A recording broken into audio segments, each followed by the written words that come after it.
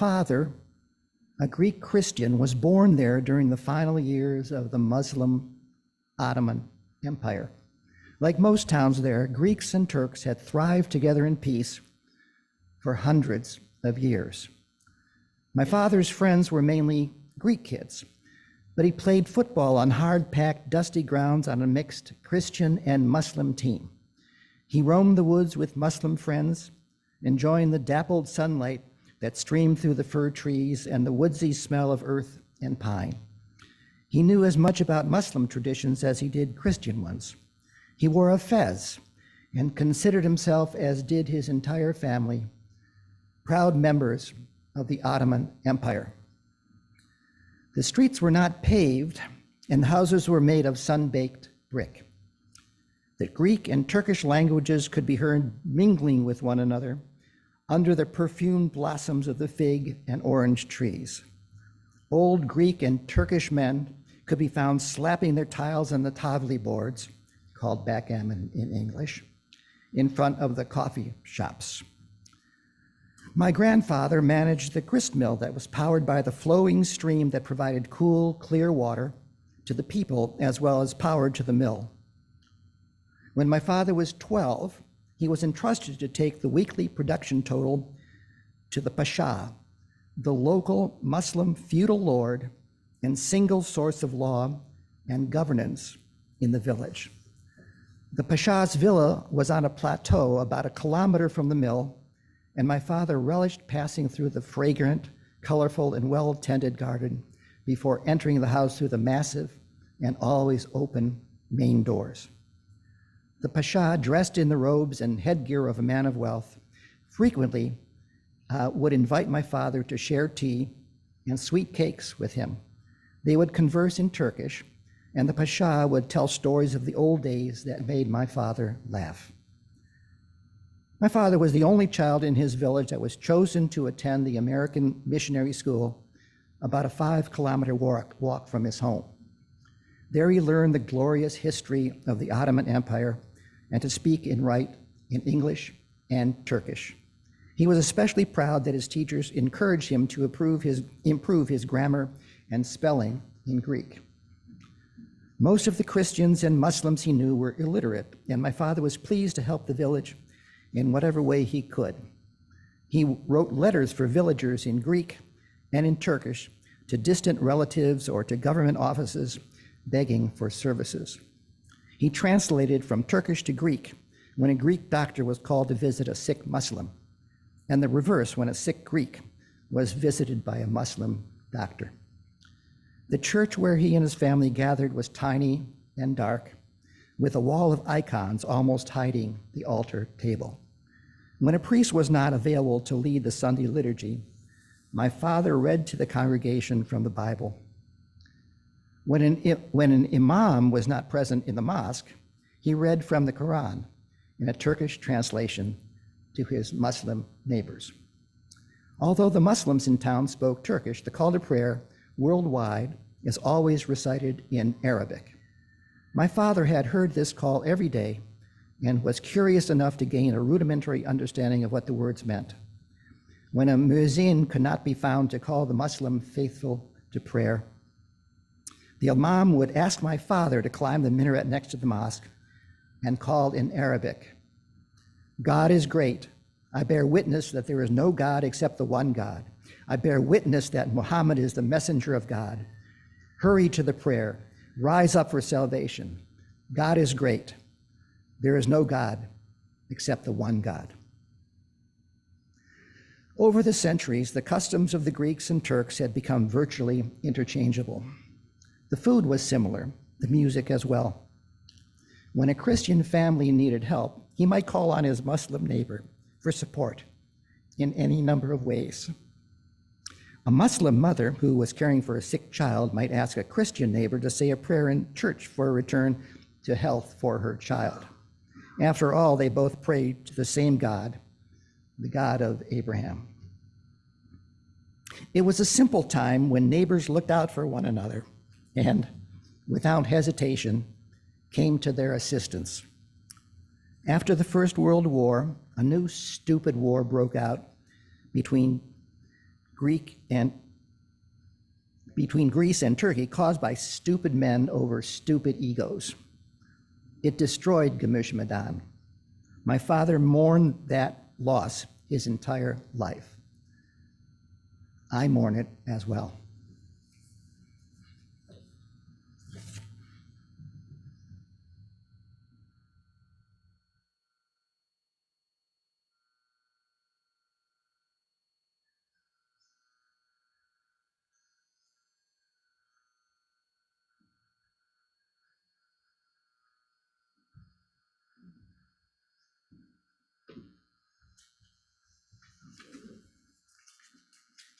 We invite you to rise and bow your spirit and join us in singing hymn 159, This Is My Song. I'll give a little intro. I'll just give a little intro.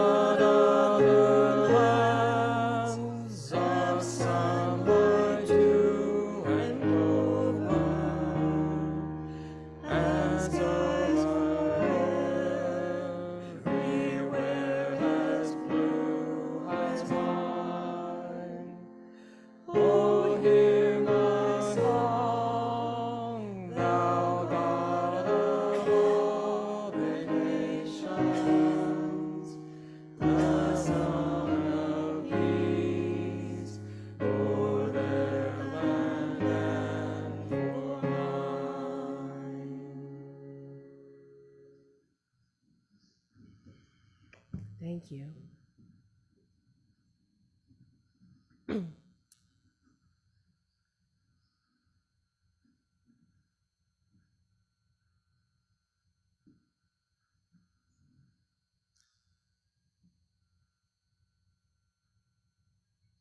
So this slide is the Article 2 flower. It is of a chalice with the overlay of the word love and 6 outstretched arms that create a circle around each of the core values to form a 6-petal flower shape. Each arm is a different color, and clockwise they are interdependence in orange, equity in red, transformation in purple, pluralism in blue, generosity in green, and justice in yellow. This image has been in a few messages before, and it'll appear throughout our message today. Beloveds, as we reflect on progressive values and how they put love in the center, we will address many of the questions of what is Article 2, right? The final proposal of the Article 2 that will go to our National Gathering and General Assembly in 2024 was published, and delegates will vote to decide if we adopt this as our congregational covenant at the National Association. I named my attachment to our principles in our last sermon and gave a kind of teaser that this was the follow-up. And after much reflection, I've come to make meaning of the proposed Article 2 as a transformation of our values. And I'll talk about transformation throughout this message. You may find a value or an aspect that's really resonant for you, or not. For me, it was really important that we continued to grow in inclusion and pluralism, which is part of why I'm choosing to do this today. Pluralism is our theme in December, and it's a great theme to ground our Unitarian Universalist values. Because while the changes are being discussed at a national level, they intersect with the values of this congregation and our personal values. So let us begin. Love is at the center of all we do. For this congregation, the agape love is central to the community we co-create every time we are together, and it is an honor to serve this community. I also want to name that the value of community is very central to this congregation.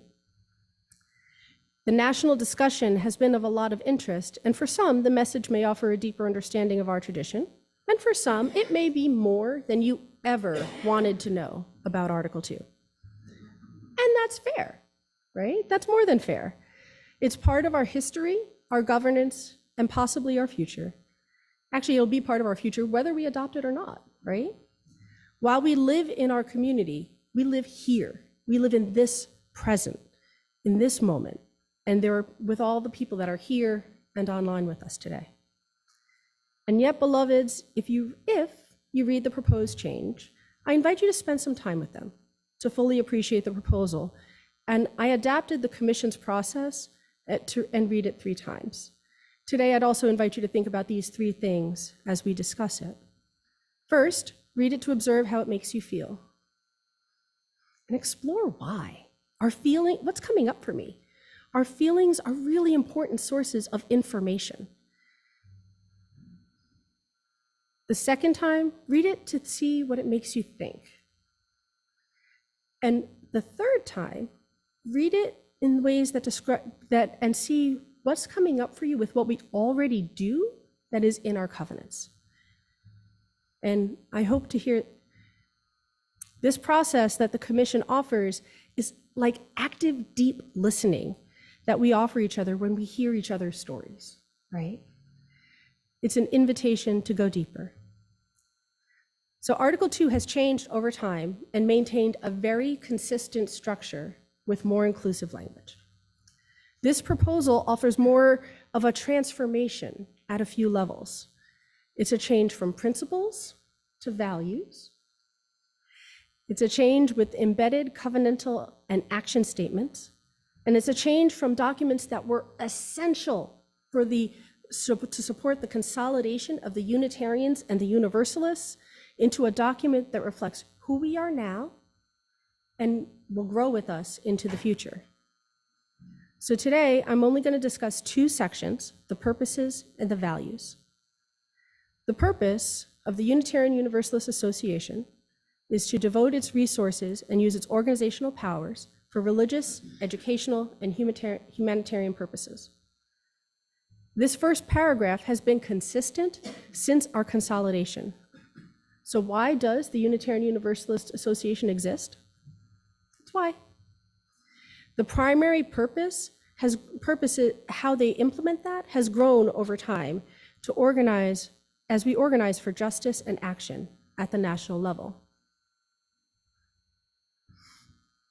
The primary purposes are to assist congregations in their vital ministries, support and train leaders, both lay and professional, foster lifelong faith formation and spiritual development, heal historic injustices, support and encourage the creation of new Unitarian Universalist communities, and advance our Unitarian Universalist values in the world.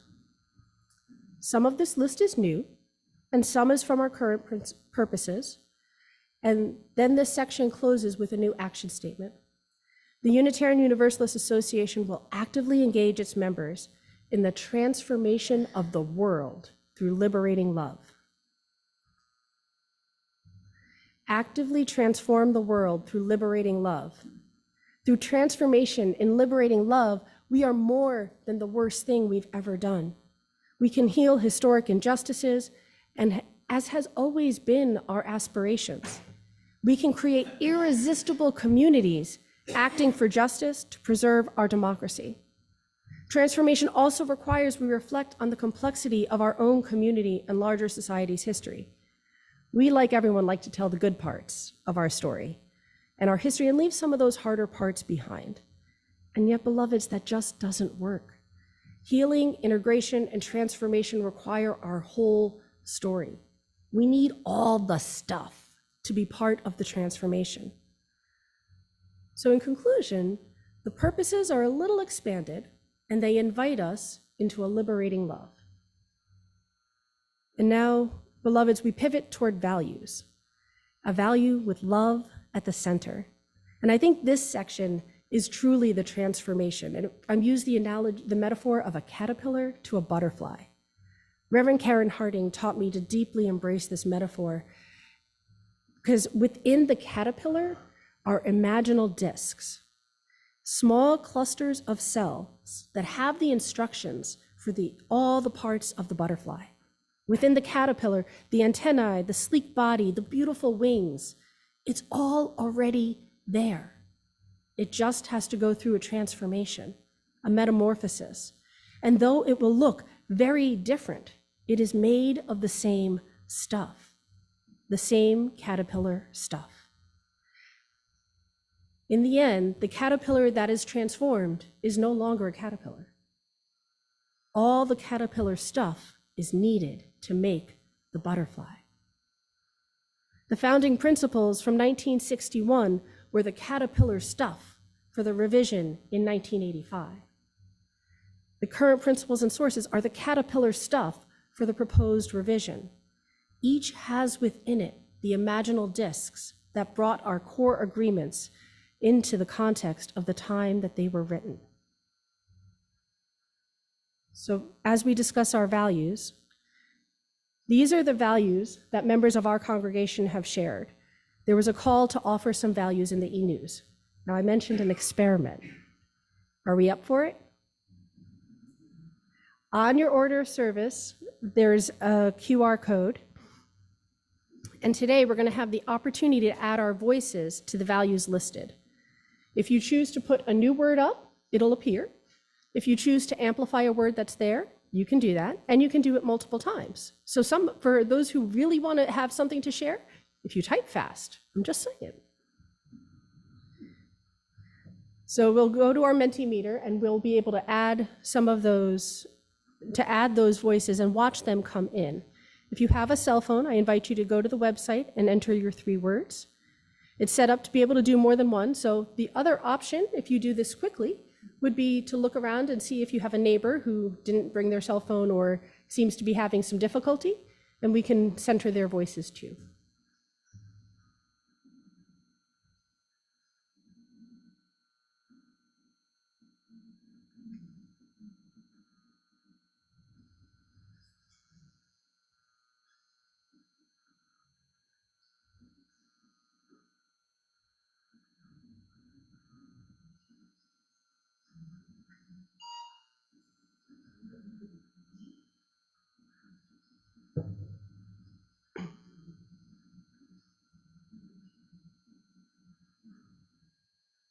So I'm also going to name that experiments can either work, can medium, or can not work. And I'm noticing the bar at the bottom. And I think it may not be updating for Courtney. Is that?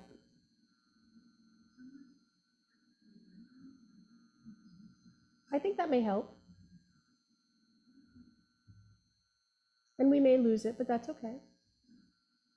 Ah, beautiful. Now we have 83 responses. So 13 have joined.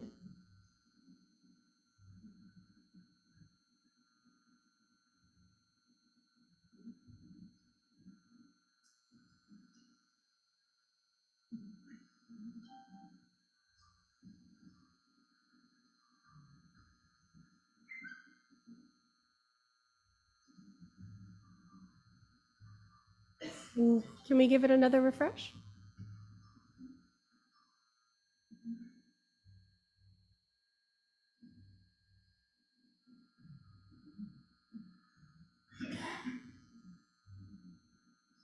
They changed to different positions. They're getting bigger with the multiple times they've done. We've had 24 new responses from the community while we've been in conversation. And what I want to point out is honestly, there's been a lot of agreement about what this community's core values are, right? We can just look at this image and you're really telling us what matters to you. We're up to 101. Generosity, kindness, love, community, compassion, friendship. They're really jumping out. Justice. We'll probably give it one more refresh and then we'll continue with our message. Now, because I'm adventurous, but perfect. 101, 103, where rates dropping down a little bit.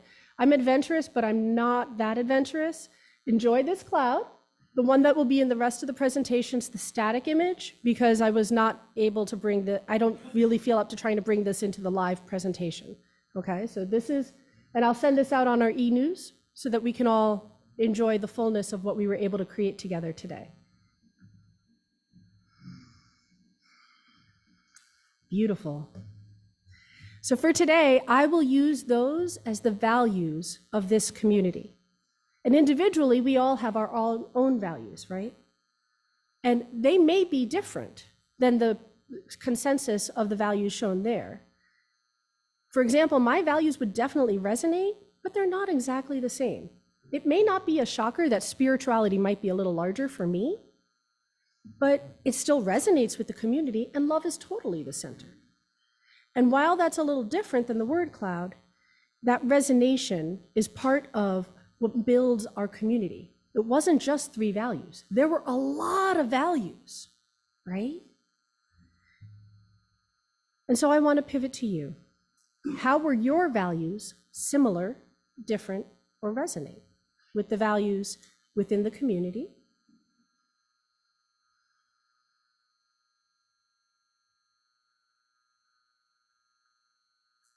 With the proposed Article 2,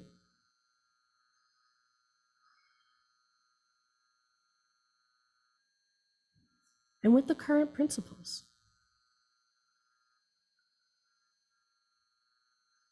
And with the current principles.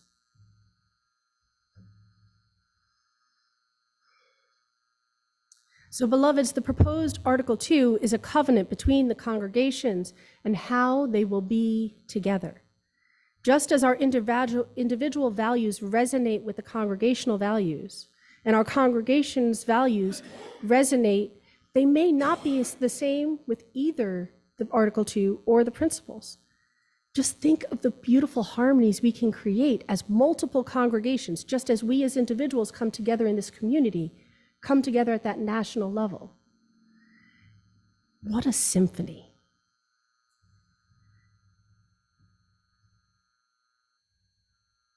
So as we look at the Article 2 flower, I will share their introduction to, as Unitarian Universalists, we covenant congregation to congregation through our association to support and assist one another in our ministries, draw from our heritages of freedom, reason, hope, and courage, building on the foundation of love.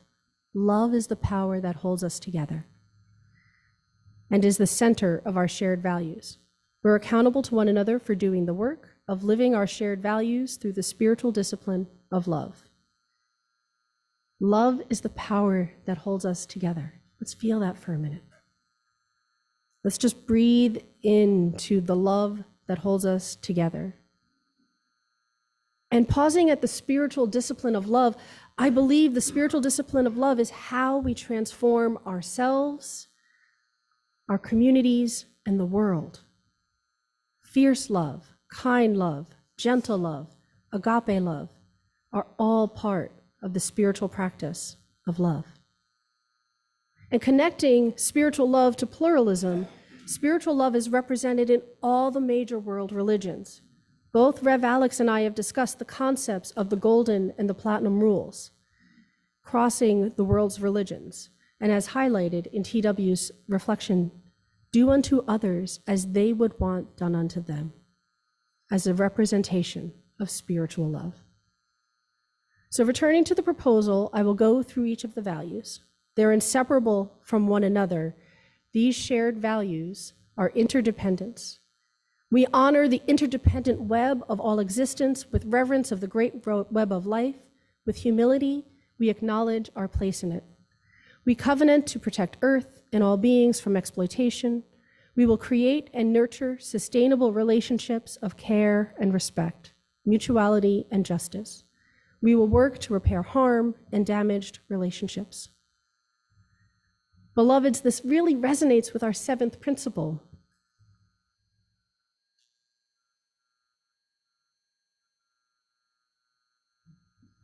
We'll take a second for offering it, and then next slide.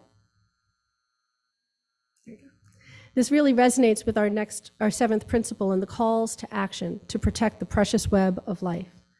Within this beloved community, we honor this covenant with our community garden and the work with the Butte County Food Bank and the beautiful poster that was shared this morning.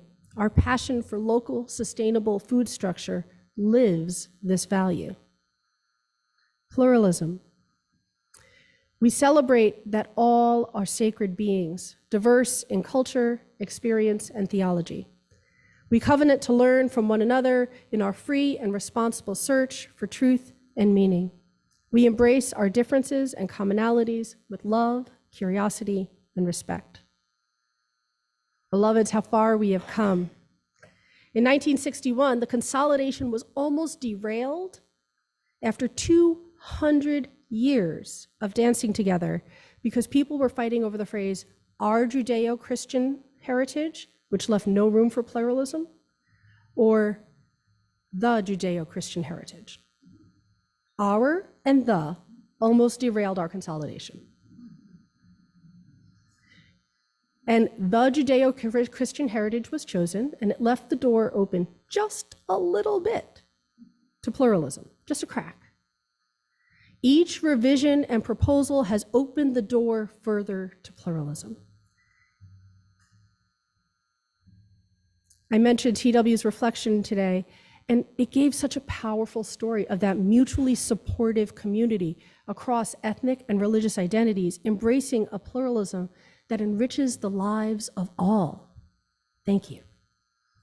Within our community, we embrace all the ways and paths to truth. Rev. Alex and I have preached on Hinduism, Buddhism, science, literature, and more. It is not doctrine, but love that holds us together. Justice. We work to be a diverse, multicultural, beloved community where all thrive. We covenant to dismantle racism and all forms of systemic oppression. We support the use of the inclusive democratic process to make decisions within our congregations, our association, and society at large. Beloveds, we have our democratic principle, and it's informed by our current context. Voter suppression's on the rise. Threats to our national democracy are numerous. Cell phones, the global 24-hour news cycle, have shown us real-time images of systemic racism and oppression, and imagery is powerful and connects us deeply to our emotions. The imagery of oppression mobilized the nation for the civil rights movement. Imagery offered today inspired the third wave of the civil rights movement. Inclusive democratic practices support all perspectives being represented and shared and considered. We have the opportunity to practice this in our congregations, and I have witnessed you practice inclusive democratic, and I can talk today too, inclusive democratic principles in your congregation with your congregational meeting. Everyone who wanted to have a voice did. UU Fellowship of Chico manifests justice in your robust social justice program, and particularly the work with the unhoused. And today we heard a call to start supporting voter registration as part of our advocacy for our national democracy. It starts at all levels, right? Transformation. We adapt to the changing world. We covenant to collectively transform and grow spiritually and ethnically. And that was ethically. Apologize, I do have a little congestion today. Openness to change is fundamental to our Unitarian Universalist heritage and never complete and never perfect.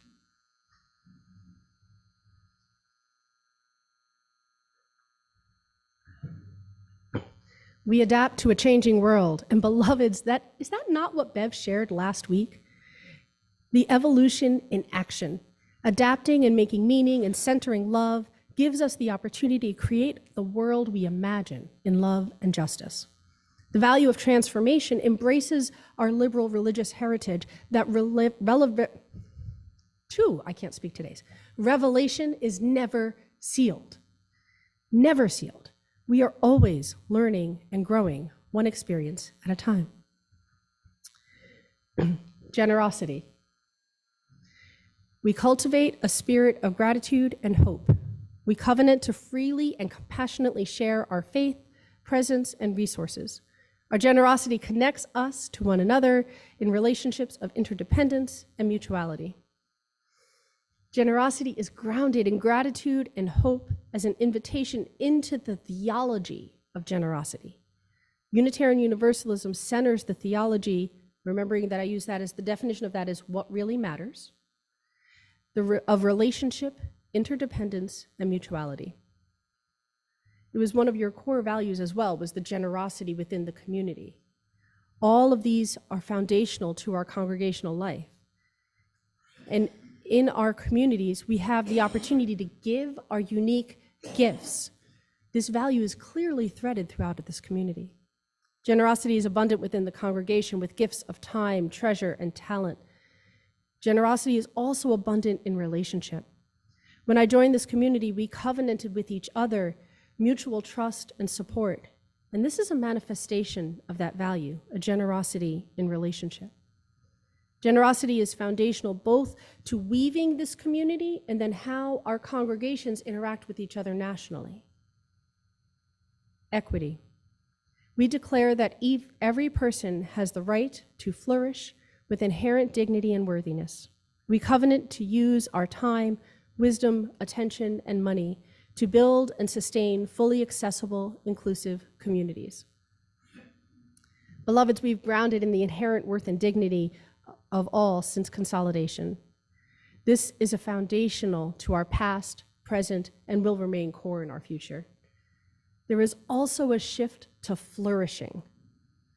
The American Psychological Association defines flourishing as a condition noting good mental and physical health, in the state of being free from illness and distress, but most importantly, of being filled with vitality and functioning well in one's personal and social life.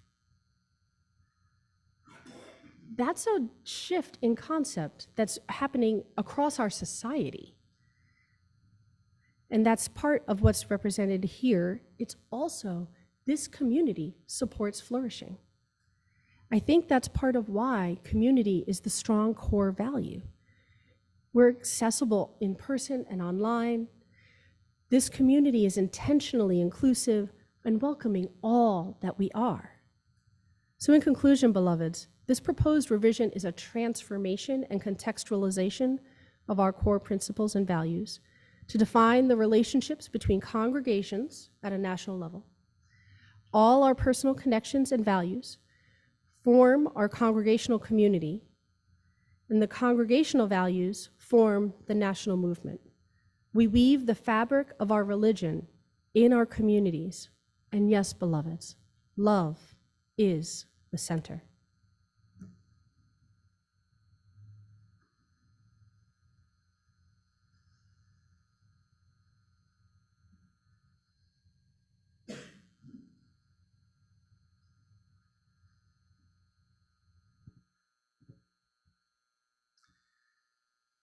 We come together in this sanctuary of love on Sunday mornings to share a word, a smile, or to greet our neighbors as the service begins. We share with one another the music, the meditation, and the message that describes our Unitarian